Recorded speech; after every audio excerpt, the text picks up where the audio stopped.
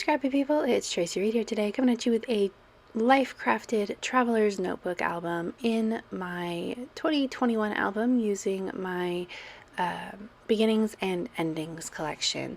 And today I'm going to be doing a pretty straightforward layout. So I'm going to talk to you instead about things that can make your hybrid printable layouts have a little bit more depth. So I often get the question, like, when working with hybrid printables, how do you make your layout feel not so flat?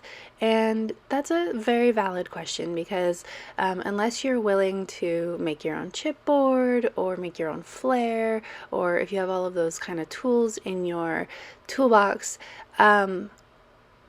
they can feel very flat because you're essentially just printing out stickers and die cuts and journaling cards and papers, right? Which is the foundation basically of any layout, but they can feel pretty flat if you don't add to them.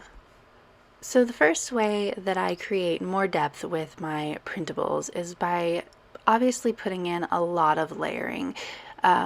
Layering is always my thing, my go-to when it comes to any scrapbook layouts, no matter what product I'm using, because it's automatically going to give your layout more of that oomph it needs to just have more to look at, right? More going on. So what I'm doing right now is I'm using these layered cards that I actually created in a DIY Your Scraps video. The last video that went up on my page, you can look at my DIY Your Scraps playlist and it's on there as well. So I have two of them and they are already layered. So it's kind of like a cheat method for starting with layering. And not having to think too hard about it to begin with. The other thing that I did as far as layering goes is I created matching borders on the outside edges of both of my sides of my layout. So I added those buffalo plaid borders, and that creates a sort of foundation that sort of, what's the word I'm looking for? It like leads your eye to the center of the page, right? It like gives you borders on either side that contain the whole spread in one visual fell swoop. So now I'm adding these scalloped borders that were on the sticker sheet, and then I have these die cuts that I printed from the collection as well. I choose to print my sticker sheets as die cuts rather than as stickers for the most part because I like die cuts better. So I'm working on some more layering. Obviously you can't just have the bulk of your layout on the bottom edges of the page. You can if that's what you're going for, but I tend to spread my layering out throughout my whole page because I like the balance that it creates. I'm going to be writing directly on the background paper on the right hand side, so I'm making sure that I leave enough room for that as well. So I'm kind of adding depth around the outside edges of everything. Another thing that you can do that I did not do in this layout, but you can add pop dots to make your embellishments stick up off the page. That's a good trick for things that are flat like these die cuts to add a little bit more depth and shadowing to your spread. I don't tend to use pop dots too often. I do use them. I've used them in this album already, but I don't use them too often because I do want to fit as many layouts as possible in each of my albums, so I try not to use too many pop dots because it's going to create a lot of bulk, but that is another option for adding depth.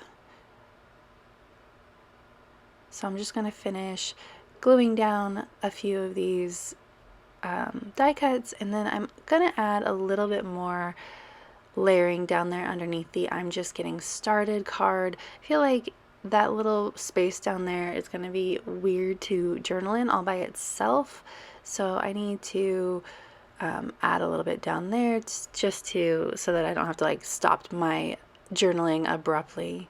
So I'm taking some of these motifs around the whole page. I'm adding these plus signs, these pattern plus signs on both sides, and I'm also adding the florals on both sides, and you can see that documented word bit and the here's the story word bit match as well, and just creates balance on both sides of the page, so that almost like everything has a mirror image. Not perfect, right? But just a sort of reflection across the other side of the page.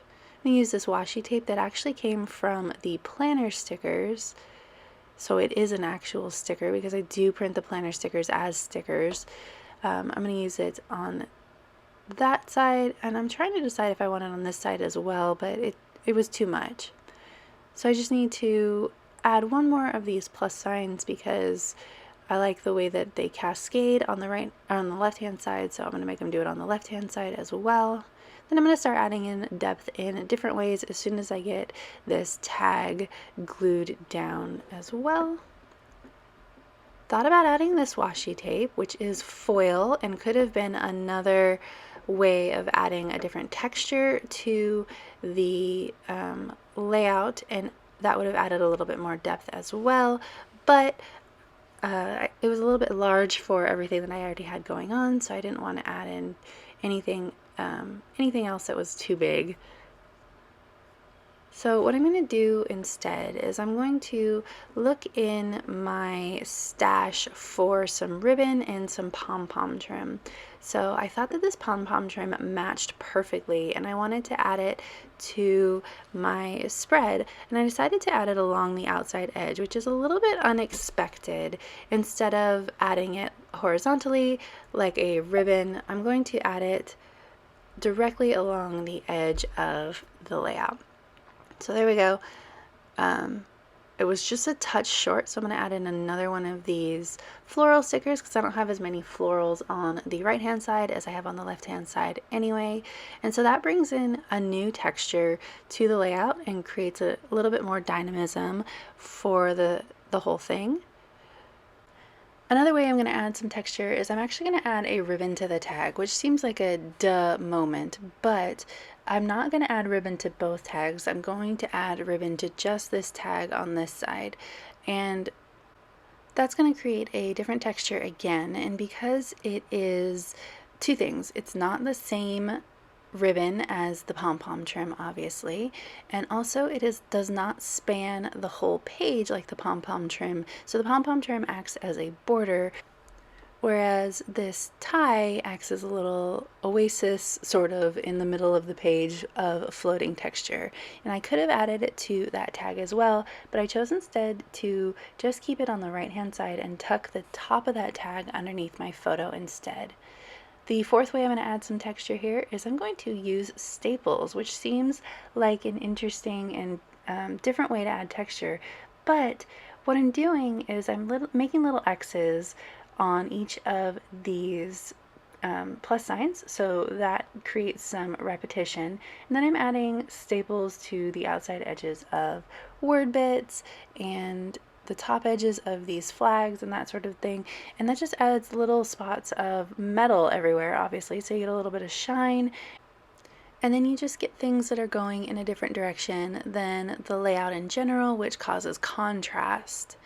So the last thing that I'm going to do is I'm going to add in enamel dots, which are a go-to. Enamel dots, flare, little pieces of cork or wood veneer, all of those add a completely different texture to your layout without detracting from the layout itself. Like, so you're gonna want to go with simple shapes rather than something that has words or icons on it that might detract from the rest of the layout, and that just adds just those little pops of bling. So that is 5 ways to add texture to your layout when you're using printable collections. If you enjoyed this video, I'd love it if you give it a thumbs up. If you're new here, go ahead and subscribe. I would love to have you. If you don't already, you can follow me over on Instagram. I'm at Traci M. Reed. All right, thank you.